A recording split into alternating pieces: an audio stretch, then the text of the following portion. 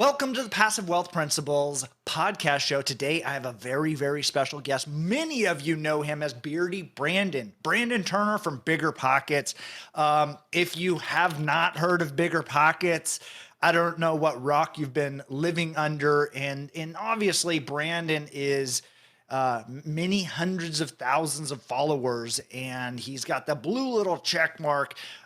We get a chance to dive into so many different things, his story, his journey, his three phases of life, about being a DIY, investing into little real estate deals, then building out Bigger Pockets, and now what he's doing with Open Door Capital. I think they're closing on $500 million worth of real estate in less than 3 years. He talks about some of the systems in which he puts into place. He talks about some of the things, the way he architects his life, he structures his books, how that permeates every single aspect of his makeup, and how that is unlocked and unhinged the ability to have massive amounts of success. So this episode, I'm really, really excited to spend some time with my friend, Brandon Turner with Passive Wealth Principles.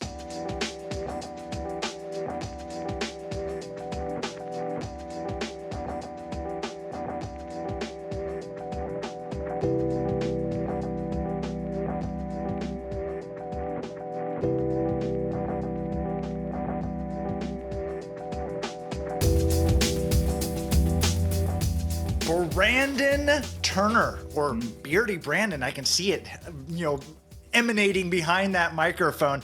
I'm excited for this podcast. And actually, you can see if you're watching the video, I even wore my little, palm tree shirts. Look at you. In honor of Maui. I was like, oh, that definitely looks like a Brandon shirt. It does look like a Brandon shirt. It does look like Hawaii. Sadly, I'm not in Hawaii right now, so you should have wore like a wolf or a pine tree or something, man. But I'll forgive you this time. I do want to thank you though for something. For the hair. You took your hair off your head and put it on my face, so now I got the beard and you got a shaved head. But it works out well. I think it was a good trade. Thank you. I think it's like almost like reminiscence of the old school days of you and David. It is. This is just like it. Yeah. Hey, 1 second. What's up, buddy? Come here, look. Is that Wilder? That is. Hey, bud.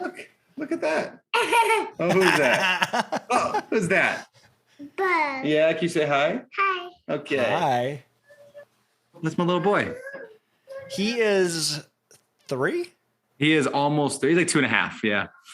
Okay. Anyway, all right. So you are in Idaho. I'm in Idaho now, right? At least right now, I've got a vacation rental or vacation house here, and we came for the summer to kind of get it all situated. So, well, you just came back off of a massive road trip, pretty epic road trip. It was epic, man. Yeah, we did. We went around the country in an Airstream, and then jumped over to Europe for 3 weeks, and that was cool. Tough with kids, but cool anyway. It was a good time. It was, we went to Barcelona, went to Paris, went to London and Scotland was unreal, man. Have you been to Scotland? I have not. Oh, dude, put it on your list. It is incredible. Yeah, it's funny. I went to Europe what is this? 15 years ago now, I went to Europe. My wife and I put the entire thing on a credit card, $5,000 for everything. Flights, hotel, hostels, we're eating out of garbage bins, not quite, but it felt like that. We were really struggling to, to make the trip happen. And I did it because I was like, I will never again be able to afford a trip like this. So it's ironic that now, this is my 3rd time to Europe. And this time I think we probably spent more than that first trip. We probably spent every day. Because it was a very different thing. It's funny. Yeah. When you're younger, I just never thought, I don't know, in the back of my head, I just never had a vision that I'd actually be successful at this stuff, but it worked out, man. Luck and all that comes into play, and it was good. Well, and I'd like to explore some of that, is that, the podcast, Passive Wealth Principles, is that there's certain principles that you've worked on, throughout your career, or maybe, and actually we were just recently at an event together in San Francisco, and you were sharing kind of a story that you were a speaker on stage at some event, and you didn't feel like you were worthy of the stature. Maybe you didn't have the right net worth or the income to be on there. And Maybe there's 3 people that don't know you that are listening to this podcast, but you started as a celebrity, a personality of growing of that. And then, like maybe talk about Yeah. that transition from being, someone that is a podcast and a celebrity to actually like doing and being the kind of grown up version of an investor. Yeah, man. Well, I like to think celebrity is probably a strong word. I like to think just like large egomaniac who has a podcast, but whatever words you want to use there, it works for me. So I kind of look at my career in like 3 phases, right? So phase number 1, I got into rental properties when I was like 21. Bought a bunch of little tiny things like a duplex, triplexes, fourplexes, all these little tiny deals, just hustling to get it done. I ended up buying like a 24 unit apartment building with like seller financing and just really just hustling just to get anything going, making very little money at it, doing everything myself, all DIY. Like I painted, I did roofs, I did foundations, I screened the tenants, I did everything. And when I say I mean my wife and I, we just did everything together. And then kind of like phase 2 was like, I got to that like level 1 financial freedom where I could like pay my bills. I was making like $3,000 a month in cash flow. And I was like, all right, well now I'm going to shift. And I started the podcast. I started doing stuff with Bigger Pockets, and we started the Bigger Pockets podcast together, Josh and I. And that just took off the next, like, call it 5, 6, 7 years of that, pretty much full-time work for most of that time. Sometimes like 100-hour a week in the beginning of just like building it. Cause I love Bigger Pockets. I love what we were doing there. And that was kind of second phase. And then, I went to this conference where I was speaking, and I was like the keynote speaker on stage in front of a bunch of really successful real estate guys. And I realized I didn't deserve to be in that room. Like I was a loudmouth with a few rental properties, but these people had hundreds or even thousands of rental units. And I was like, I don't deserve to be here. Right. Like I was there because I could sell a ticket, because people would show up because I was there. But I didn't deserve to be there. So that was when kind of entered phase 3, which was I'm going to actually build this. I'm going to deserve to be here on this stage. And so then I started a company called Open Door Capital. We started buying mobile home parks. Now we buy apartment complexes as well. Maybe we'll get into other stuff eventually, but and now we bought $300 or $400 million worth of real estate. I think we're just about to cross 400 million. And it's been a wild ride. What were some of the things that you put into place as far as moving from maybe that being on stage speaking? I know that I have a lot of this is the impostor syndrome that, and the more that I'm around successful people, I find that everyone has this same thing where it's just like, I'm not good enough to be here. If they really knew about me, they really knew, they would be like, oh dude, sorry. So like, how did you transition from that? And then, hearing that your own inner imposter syndrome talking about to actually starting to transition to that phase 3 of actually doing, creating, a life of design. Yeah. When I built the kind of phase 3 of my life, I took a very different approach. Now I wasn't like super smart. I just like figured, like I figured it out with a lot of trial and error and failure, but basically the approach I took was, how do I build this large syndication business? And I decided I was going to do syndication with mobile home parks. How was I going to build it without being involved in the day-to-day? And that's a question most entrepreneurs don't ask themselves. They say, how can I build this? And I said, how can I get somebody to build this? Now, granted, it's easier when you have that energy behind you of a podcast or social media or whatever, but I think anybody could actually start thinking that way of, who can I bring around me? How can I build a team that's going to take us here? Not I'm going to do it. So that was the first thing, is I really leaned into the idea of like, I'm going to build this without being in it. Like it's like building a house, but I'm not inside the house. I'm the architect planning the house. And secondly, I really leaned into like vision a lot. Here's where we're headed. I literally wrote down, we're going to buy $50 million of real estate. We're going to have 1,000 accredited investors on our list. We're going to, this and this and this. And I had all these details down, how many units, how many properties, how we do it, everything. And I wrote this in a big vision, put it on my wall, and it's still there today. It's like a newspaper article I wrote 3 years in the future. And we hit almost every goal. I mean, blew out of the water. The goal was $50 million. We bought 300 million in that same time period. So those 2 things really were what led me to that third level, which was like building it from the outside looking in, and then casting a vision and being the energy versus being, the cadet on the front lines of the battle. I was a general looking over the map. Yeah, that's a very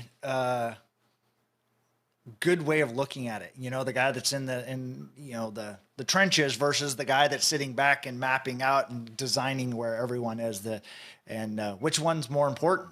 I mean, I think they're both important, but Yeah. obviously if you're trying to design your life, I wanted to kind of talk about a concept that you mentioned recently that I've been kind of playing around with in my head. You talked about financial, Independence Island. Yeah. And Yeah. which I thought was a great analogy, because you first talked about it as like, hey, you build a bridge there, a one Yep. lane, and versus like trying to build 10 lanes all at once. And Yeah. to me, that's made a lot of sense, because I see things get thrown out there like Warren Buffett, says, hey, the average millionaire's got 6 streams of income. And so Yeah. everybody's like, oh, I got to do 6 streams of income. And they just Yep. like try to build 10, bridges. And then like I've been playing around this is like, I think I swam to Financial Independence Island at first. Like I didn't know what I was doing, and like I didn't even know. So I'm just doggy paddling my way there. I got there.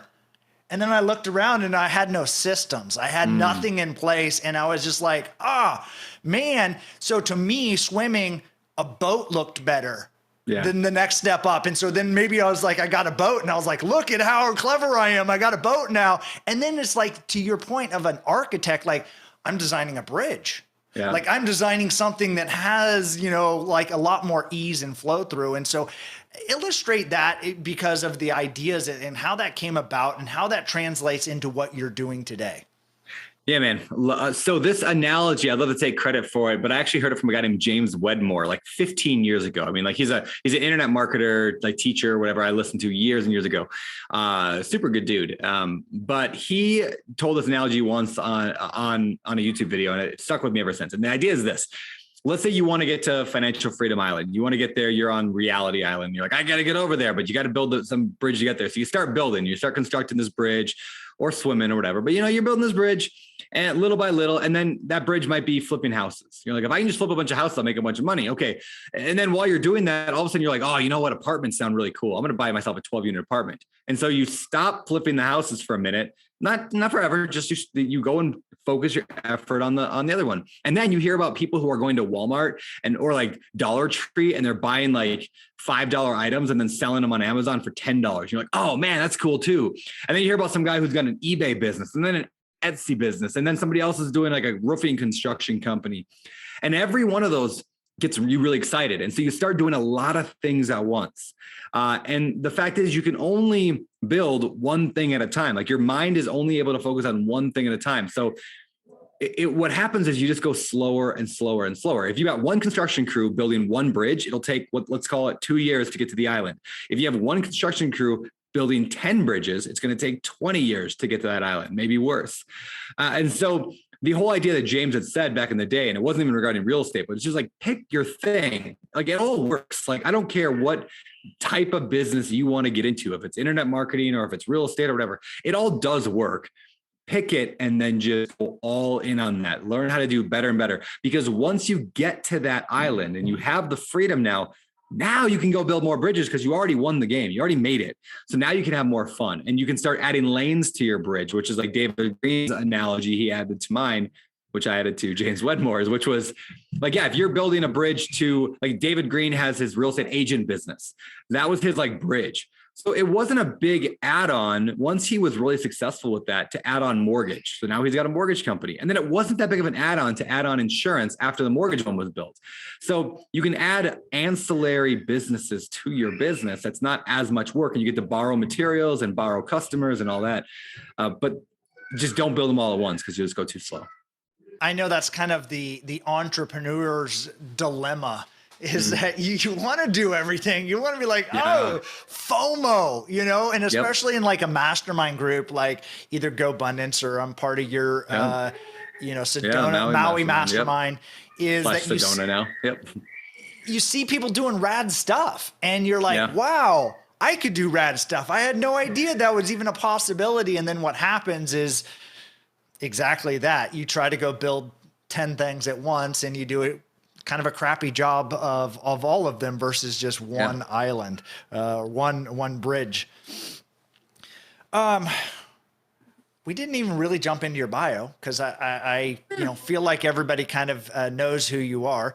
But I'd like to actually dive in and take this a little bit differently. Is what is one of the best things you've ever spent money on that's given you freedom?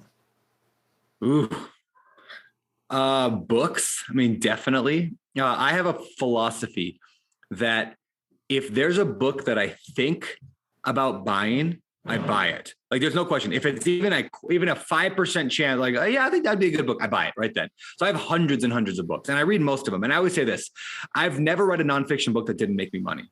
Every single nonfiction book I ever read, I learned something that has improved my life and ability to make money, or improve my relationship, improve my whatever. Even a bad book. I mean, there's some really just terrible books out there, I'm sure I've read, but even them, they've changed my life and made me money. So that's something that has given me more and more success as I just read a tremendous amount. And it's not like I'm reading like 5 hours a day. I maybe read 20 minutes a day.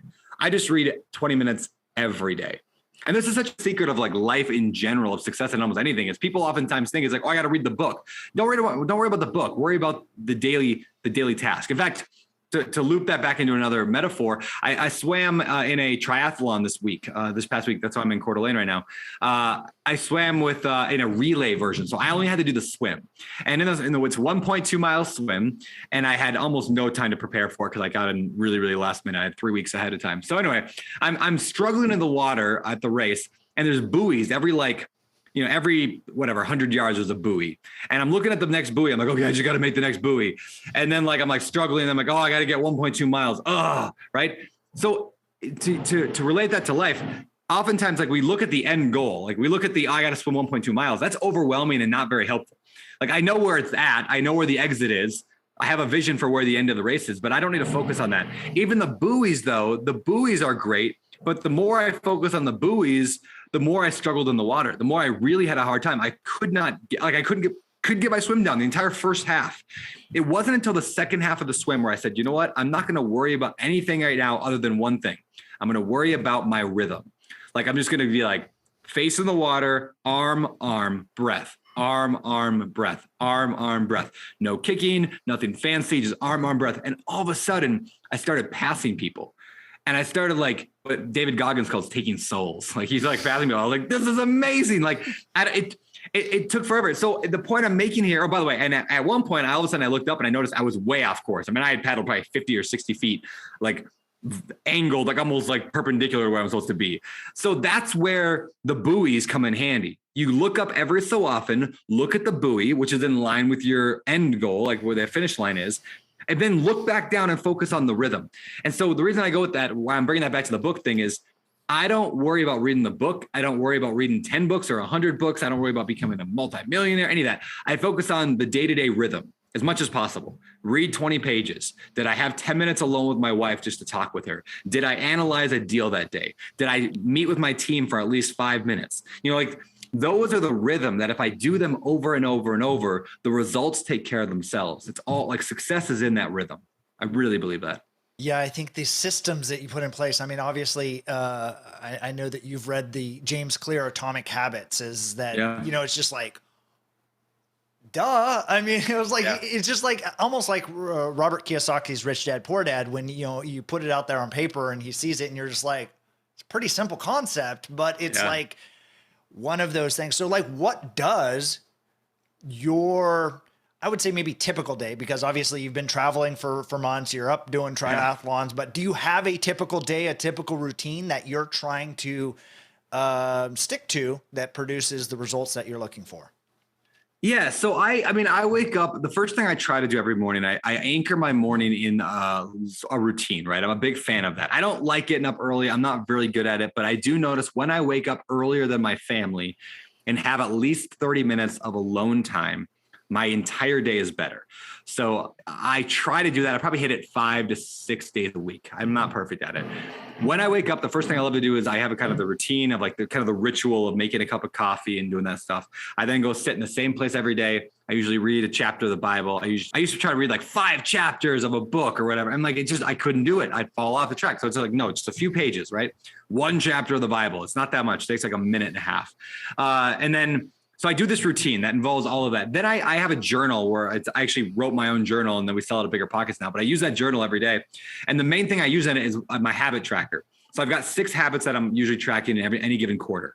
And so like I mentioned a couple of them earlier, did I meet for at least 10 minutes yesterday with my wife, what I call connection time? Like I don't need 5 hours with her. I mean, I'd love that, but I'm not going to get it. Did I have 10 minutes with no kid, with no interruption, where we're just deeply connecting on a top in conversation? And I just simply write down check or dash. Check means I did it. Dash means I didn't. And so those are the rhythm. Like the time with my wife is one of them. Reading is one of them. Did I wake up by 6 a.m. is one of them. Did I meet with my team is one of them. Like those are the habits that I'm tracking that give me the results, because when you track something, it's more likely it comes true. So anyway, so that's the beginning of the day as I have that morning time, probably about 30 minutes. I love to say that I then go up to the gym and I go and work out. No, I'm terrible at that. I fit in workout at some point during the day. Lately, I've been rucking. You ever ruck, Jake? You know what that is? If it's what I think it is, in the Army, I rocked. Yeah. Okay. Yeah. So you put a big backpack that's really heavy on your back and you just walk basically, or hike or whatever. So I've been doing that. And I like that because I can do phone calls while working out, because you're not completely out of breath. It's just hard. And so I actually schedule usually my workout time during that. And I probably work, I'll give it 3 hours a day on average, 4 days a week for various things. Like I don't work a ton of hours. I spend way more time hanging with my kids than I do working. But that's just because almost every business I have is set up that way, that I just have to do the high value, the big items, the big meetings, and that's about it. So no typical day, but I spend a lot of time with the family. Well, one of the things you mentioned earlier, you obligate yourself to stuff. Yes. And that's just a hack of Brandon. Like you're hacking yourself. And so I thought that was pretty clever as far as the way that you've structured some of those things. So if you could kind of talk about what that means. Yeah, I'm super lazy. This is what I always say. I'm literally like, I'm just a super lazy guy. If given the choice, I will sit and just watch TV. Well, maybe not TV, like Netflix, right? Or I'd scroll TikTok or whatever. I'm just so bad at doing anything. Like I don't go to the gym because I don't have the willpower to go to the gym. And I know there's probably people listening to this going like, well, you just got to do it, right? I just don't do it. it's not me, right? I'm not good at it. I never have been good at willpower.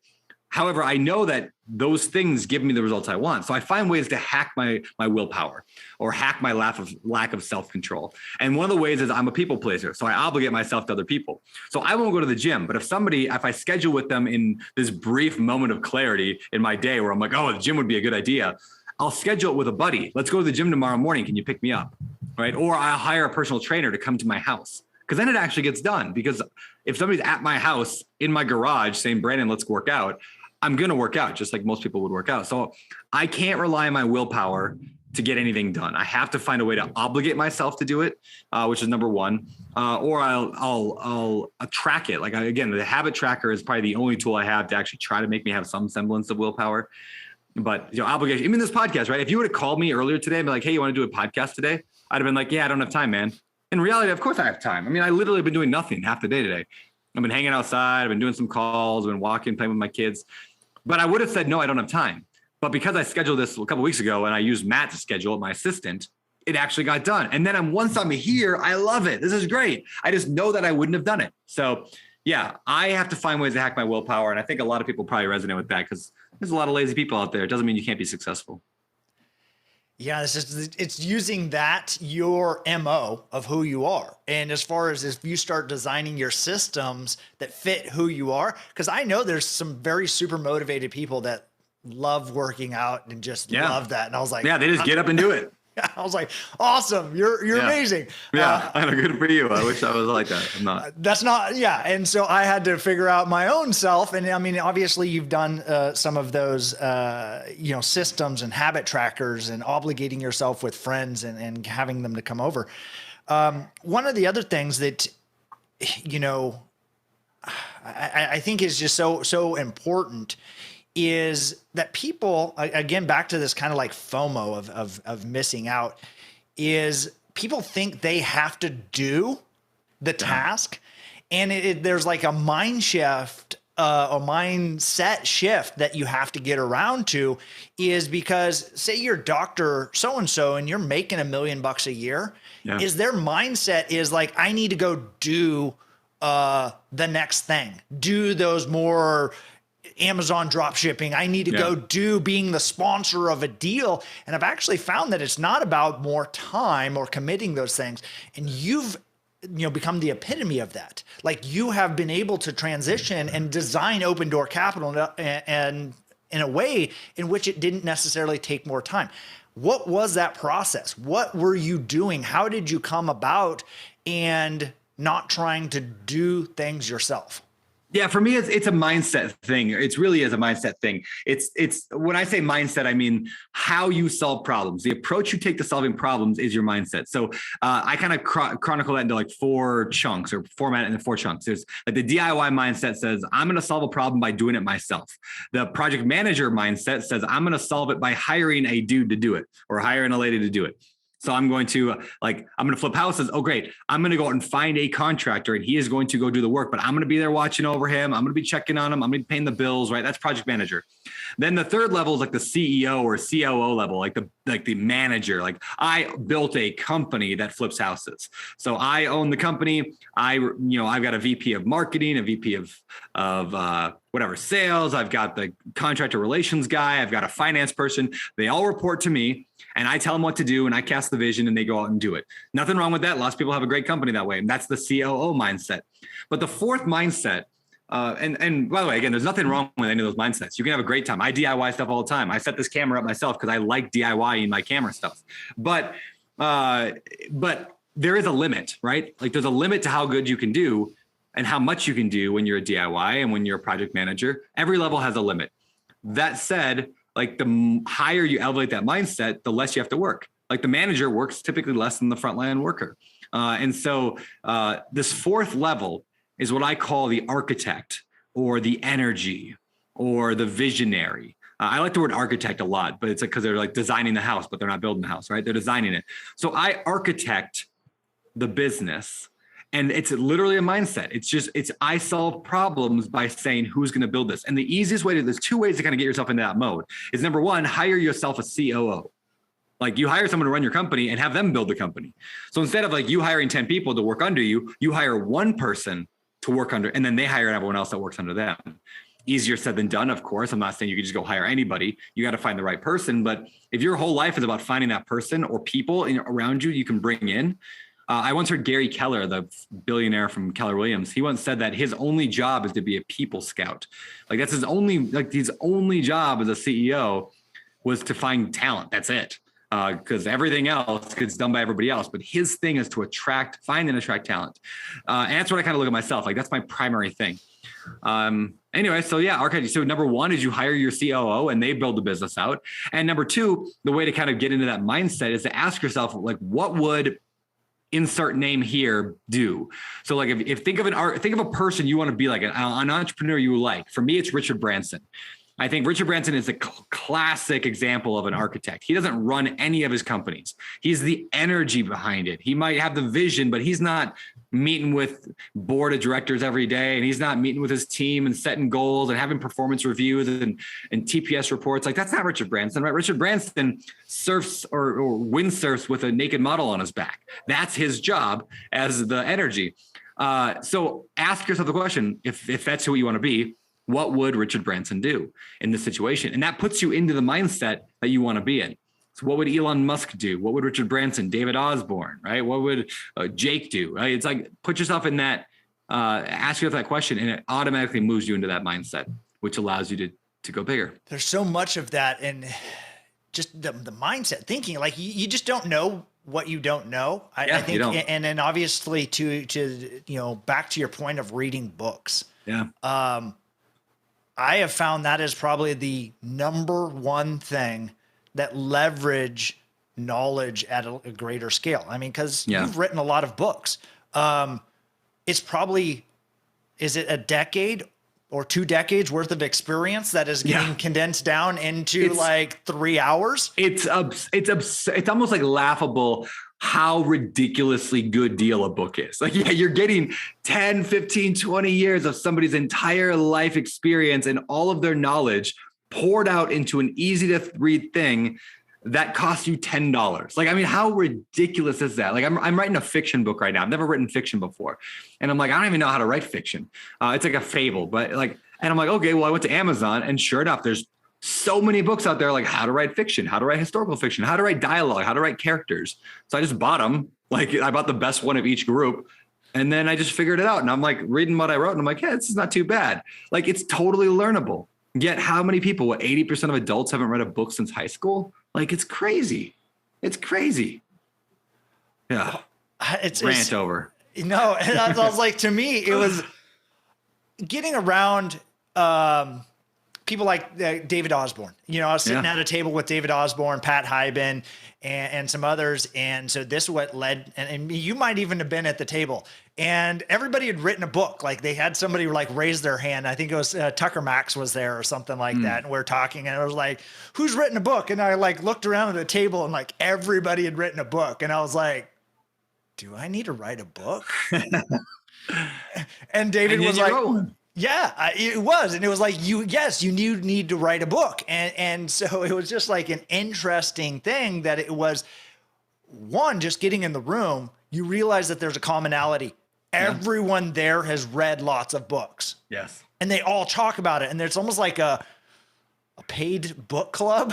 Yeah. It's like, to be honest, like everybody's sharing books. Oh, this is a great book. Here's this textbook. If I text you a book that I thought was like really impactful, I guarantee you would buy it. Yeah. Yeah. I always do. If anybody recommends a book to me, I buy it right away. This is a rule I have. If you recommend a book, I'll buy it. I don't necessarily gonna read it right away because I've got a big backlog, but like I'll read it because it's like, I was reading a book the other day on a plane. I was reading a book by Alex Hermosi. It's called $100 Million Offers. Have you read that one yet? I have. Yeah. And I read that book on the way. It took me 2 hours. And I was like, I just made $1 million. Like I just made $1 million sitting here on a plane for 2 hours. Now I don't get that money for years, but I will eventually use that knowledge somehow.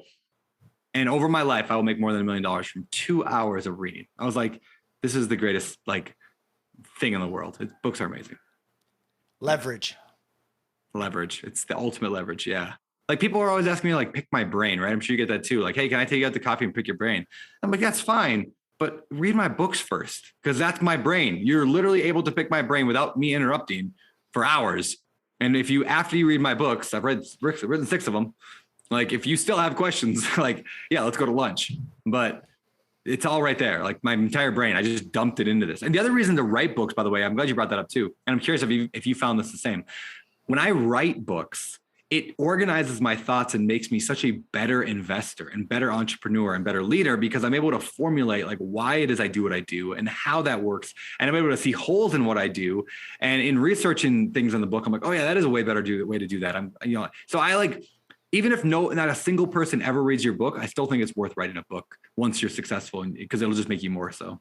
Yeah, that's it. 100%. I agree. It is, cause you have to like, well, I mean, I guess you could just write a terrible book if you wanted to, but I wanted to do something good. Yeah. And so like to do it good, you go, I have to collect all of this sporadic stuff that's a little bit everywhere and bring it into something that's a little bit more connected and cohesive and connects from one to one and transitions the proper way.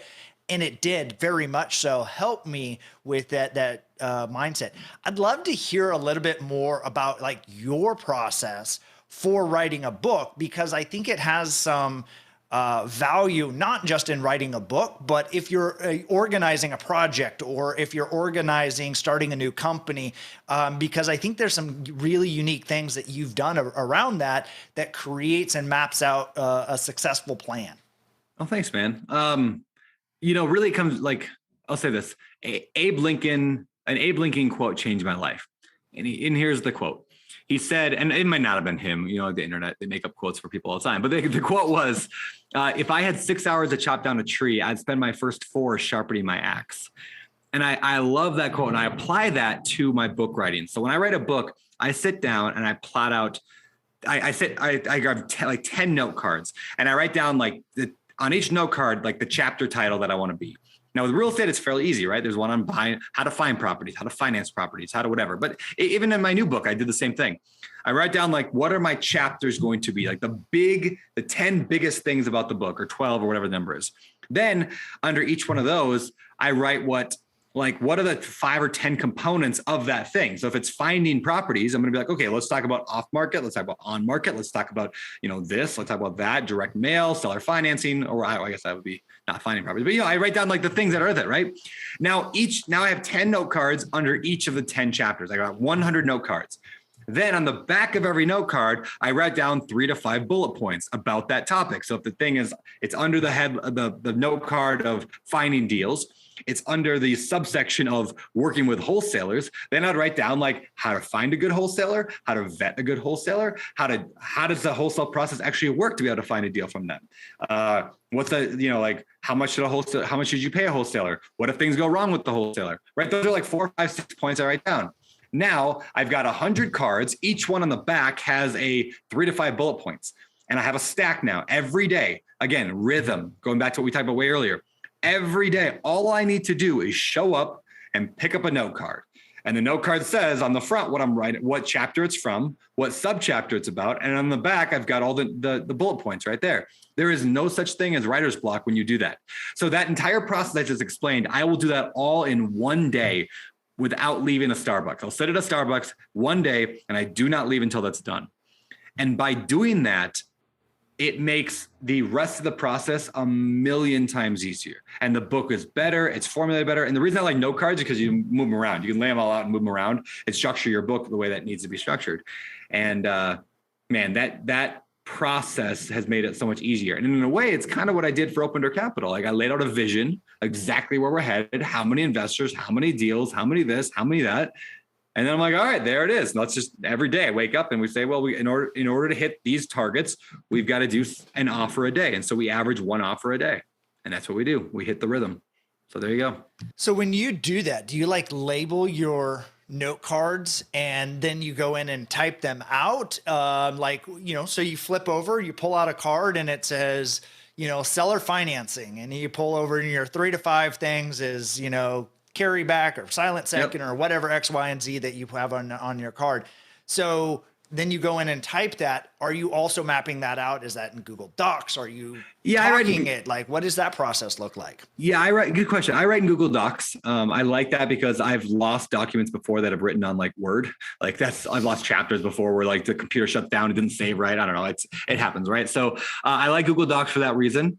I do a separate doc for each chapter. But yeah, I literally just sit down and I just have a word count goal. So for example, like my goal is on earlier books, it was 1,000 words a day. Now it's more like 500 words a day. If I just get 500 words, I'm good.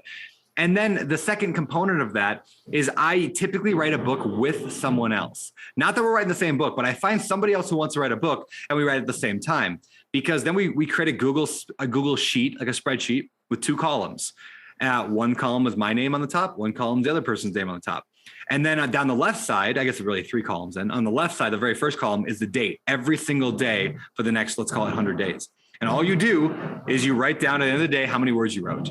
And the goal is like, don't miss a day. Like every day I don't want to break that chain. It's like the Jerry Seinfeld technique on joke writing, but write a joke every single day. Don't break the chain. I'm like, write 500 words or 1,000 words every single day.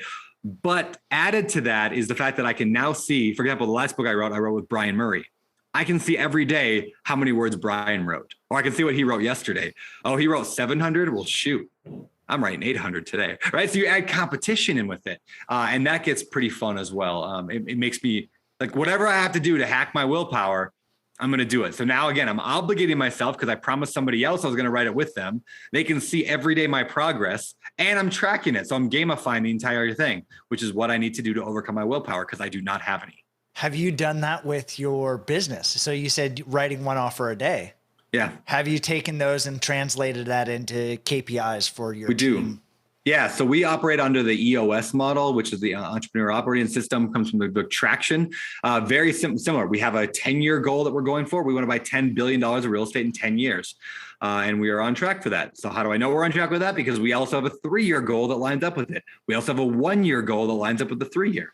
We also have quarterly goals that line up with the annual goal. Then we have weekly rhythm things that we get done every single week. So we have goals for the quarter, which is called a rock in that system. And then we have every single week we meet and we set weekly rhythm things. So for example, we're making 5 offers a week or 10 offers a week, whatever the number is. And so we track that stuff on a regular basis in a meeting. It's like the only meeting I have to go to is like once a week EOS. And so everybody gets to see. So now we're playing with the gamification because we're tracking it. We're playing with accountability because we're doing it with other people. We're doing obligation because we said publicly that we're going to do that. And every week we have to admit whether we're ahead or behind on our goals. And so, yeah, we definitely apply it to our business. And when we did, that's when we really saw Open Door Capital just take off because we just track everything within a system.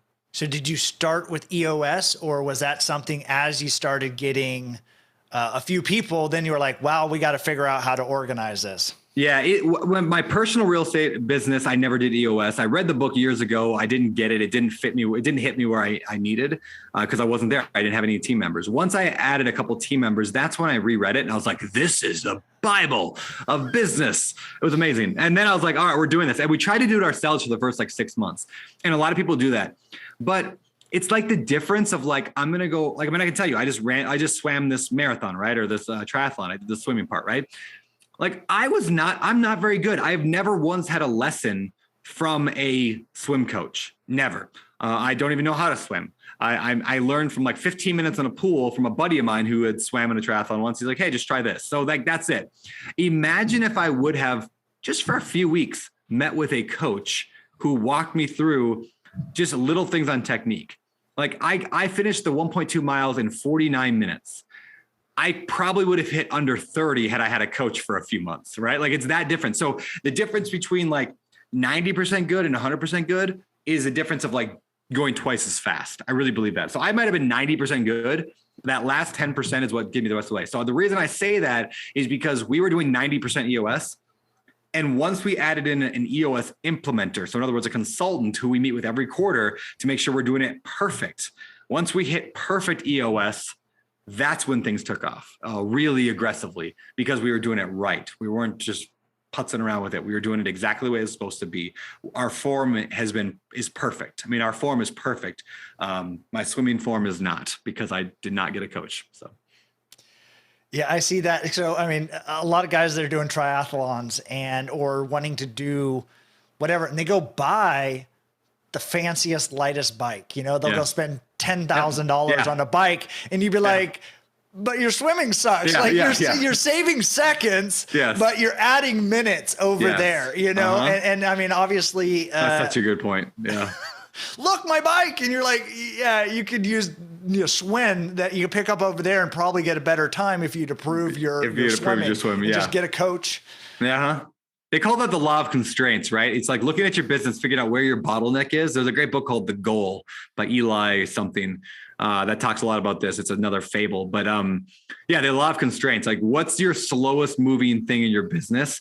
That's what you should be focusing on improving all the time. Rather than focus on what's working really well, like, oh, you're a good bike rider. Well, let's get a better bike and go even better. No, look at your swim. You can, there's so much low hanging fruit in the things you're not good at. And I know there's a lot of value to like, focus on your strengths, not your weaknesses, all that. I get that. But in your business, sometimes you have to focus on the weaknesses and say, no, we're going to really emphasize that this quarter because that's where we're slowing down. Like right now, like we have not really focused on raising money the last few years because it's been pretty easy. Like there's been a lot of people with cash, a lot of people throwing money around, and I have a huge audience. So I just put it on my Instagram and people throw money at us. It's great. And then the market's been great. So we're giving people amazing returns. It's been super easy up until the stock market kind of started crashing a few months ago or a month ago. All of a sudden now people don't want to give money anymore. Everyone's afraid of selling their stock because it's at a loss. Now we have to try. So we look this quarter, we're like, all right, this is the quarter. We're going to focus on our weakest part. And that is our funnels for raising money. So we've never done paid ads before. Now we're doing that. We've never done like a funnel. We've never done like people to answer the phones. Like we haven't done any of that stuff. Now we have to, because that's our constraint. Our biggest constraint right now is our ability to raise cash. So, and we're going to come out of this so much stronger in that regard. And it's going to elevate our entire business to the next level. And that's kind of my understanding of the theory of constraints is right there. Yeah, that's a great point, because in life, if you suck at one area, you don't have to do those. But in business, you don't have that luxury of just be like, we're just going to suck in that area. You'd be like, just people's livelihood, their commitment to you. So I know I want to make sure to respect your time on this. You're up there, you got your family that you're hanging out with, and I'm taking you away from that. But I'd like to hit a couple of Sure. things, books, not your own, because obviously everybody should go read all 6 of your books, including the Fable that's coming out. They should pre-order that. Do we have a name on the Fable yet? I don't have a name. Well, it's probably going to be called, no, I've never said this even out loud to anybody, I don't think, but you get heard it first. It's probably going to be called The Drifter. And it's a metaphor, or I don't know what you call it, a fable, I guess, about a drifter in the 1930s. And I really like the analogy of like drifting through life. Most people drift through life and they just go whichever way the wind blows, just like a hobo in the 30s living on the trains and like riding the rails, versus somebody who takes a lot more intentionality to their life. Right. So the story is going to be one of transformation. It'll be at least a year before that book's out, probably. So I'm a slow writer today. 500 words a day. Well, that's, fantastic. I'm looking forward to it. I like those Fable books. I've read a handful of those. But they're all really cheesy. This was my goal when writing that, by the way. Like, most of them are really, really cheesy. And that's not only the bad thing. Like, there was a book, Life in Air, which was really good, super cheesy. There's a book, The E-Myth by Michael Gerber, super cheesy. They work though. They, like, Lencioni writes all fables, and Patrick Lencioni, his books are great. They really make an impact. They change lives. I mean, look at Rich Dad Poor Dad and Cash Flow Quadrant. But they're all terribly written. So I was like, not all of them, but a lot of them are badly written. So I was like, how do I write a real book that's like actually good book? And like, if you were not a business person, you wouldn't even maybe know it's a fable. That's the goal with it. It's like, let's write a real book. So we'll see. That's awesome. What books we've referenced a handful on this show. I mean, already we've talked about the E-Myth. We've talked about Traction with EOS. We've talked about, Rich Dad, Poor Dad, and, or at least mentioned it. But like, what books have you gifted or recommended to other people, more than any other? Yeah, one of them lately, one's called The Ruthless Elimination of Hurry by John Mark Comer. Have you read that one? I have. Yeah, I love that one. I don't know how or who, you know what? Maddie Aitchison. Oh, really? Posted that at one point, and I think it was via Ryan Hughes or something like that. Unbelievable. I've read all his books now. Yeah, so good. He's phenomenal. I'm listening right now to a talk he gave on like food and wine and building relationships via food and wine and hospitality. It's so good. But anyway, The Ruthless Elimination of Hurry was phenomenal, and like telling you to like how to slow down and not be in such a rush through life, and just really enjoy the moment. There's a book called 4,000 Weeks, which was really good. I don't remember the author of that one, but if you look like 4,000 Weeks, that was really, really good. What else have I read recently? I'm gonna let me pull up my Kindle and my Amazon real quick, my Audible. Let's see what else I can throw at you. I listen, I read, and then I buy a lot of books. Let's see, library. All right, so for fiction writing, I read a book called Save the Cat Writes a Novel. So Save a Cat Writes a Novel is about that. The Untethered Soul by Michael Singer was a really good book, along with The Surrender Experiment that he wrote, which was really good. The Comfort Crisis, Michael Easter, phenomenal book. Have you read that one, Jake? I have not read that. Add that to your list. The Comfort Crisis. Not only is it a great read, like it's actually a really fun read. It just brings up a lot of really interesting points about how like humans are in such comfort these days. It's killing us, which is fascinating. So there's a few of them there. The Gap and the Gain by Dan Sullivan and Ben Hardy was phenomenal. Man, there's just a few of them. There's so many though. So many. We'll give you those ones. Those are great ones. I haven't read The Comfort Crisis. Yeah, I like that one a lot. I think that'd be great. And obviously I have not even heard of Save the Cat. What was it? It's Save the Cat Writes a Novel. It's kind of a weird title. Save the Cat ! Writes a Novel. It's just a novel write. If you want to write fiction books, Save the Cat Writes a Novel. There's another book called Save the Cat that it's based off. It's a screenplay book, how to write screenplays for like movies, called Save the Cat. And it's basically like every movie out there. It's actually kind of funny once you read these books, like you'll start noticing it. Every movie has a pattern. Every great movie has this pattern of these 12 themes that just go throughout the movie. And all of a sudden you start like, now I can't watch a movie without seeing every one of them. I'm like, oh, here's that part. Here's that part. Here's that part. So it basically breaks that down and tells you what they are. So then as you write your book or novel or screenplay or whatever, you can make sure to add those themes in there. Like the false summit, you think they think they won, but then, oh, something drastic happens. Like everything's got that, right? They won the battle, but then, oh, he gets captured, and it's every book. So that's what it's about. It's a good one.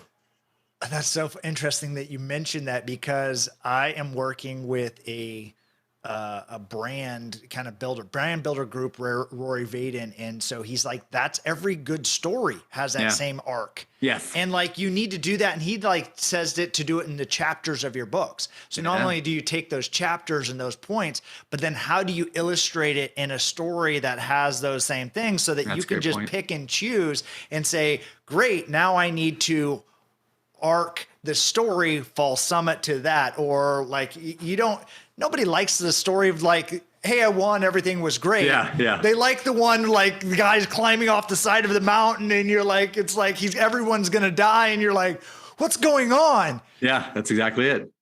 Yeah. That's exactly it. Man. Well, so good. I really appreciate you, Brandon. No, I appreciate you, Jake. Oh, thank you. You know what? It is, every time I'm around you, I feel, I would say, this is kind of a little woo woo, but it's like the energy, like what you emit out, like it is actually pushing out into the world. I feel more energized. I feel like I can go leap tall buildings and, go faster than trains. And it's like things that you just say. And maybe it's just your experience. Maybe it's being a podcast host for a long time, or just the being around other high caliber people, is that you have this storytelling mentality, and just it clicks with me. And so I really, truly appreciate that. I appreciate the insights in life. Being a man of faith, someone that's sharing that openly out into the world, I also appreciate that, because it gives, for me at least, it gives some permission as well to do those same things and lean into that. So likewise, truly, man. Thank you for what you're doing with this world, and continue to do big things. What's one thing that people can reach out to you? It sounds like maybe it's be new LP investors. But what is it that you're focused? What can they do and help you today? Yeah, we're always looking for LP investors. I mean, you're a syndicator as well. Like you can always grow to the level at which you can raise. Like I'm a big believer in that. Everything in real estate is mechanical except for your ability to raise money. That requires personality and you know what I mean. Like if you want to buy more deals, you just make more offers. Like if you made 1,000 offers a day, you'd buy more deals, right? It's mechanical. It's punch in, punch out. But raising money raising capital is the real constraint. So yeah, I'm always looking for LPs, and I'm looking for a nanny. I need like a nanny. That's it. So if you're an awesome nanny and you want to come hang out with me every day in my house, that's what I'm looking for. But yeah, Beardy Brandon on Instagram. That's my jam. Beardy Brandon on Instagram. You can DM me there anytime. Awesome. Thank you, Brandon. Thank you.